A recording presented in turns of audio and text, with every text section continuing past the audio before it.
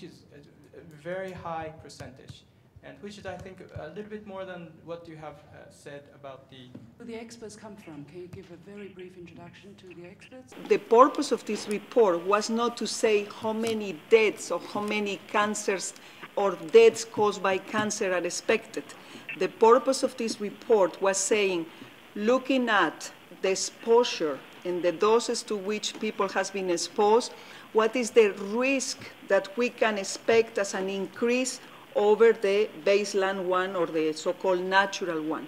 And I think this is more human than trying to predict how many people will die from cancer. The other reason why we were not using cancer mortality figures, but rather incidence, is because, as you know, most of the cancers can now be treated, and therefore there will not mortality associated. So we prefer to look at the incidence because this will collect better data and properly more comprehensive, and not just looking at the mortality, because then you will be missing incidence on certain cancers that will not cause mortality. At the time of the accident.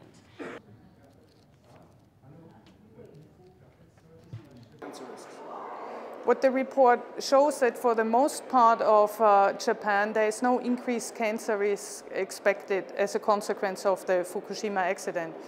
What it does show is that in the areas most affected in the Fukushima prefecture, there may be an increased risk of cancer, and in particular of thyroid cancer and leukemia. What we estimated was what this incremental increase of additional cancer risk is above the background cancer risk that already exists in the population.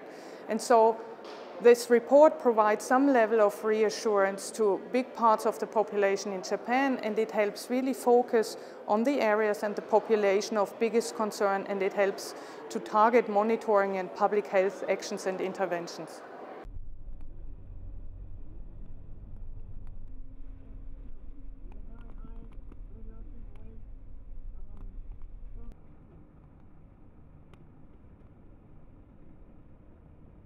Oh,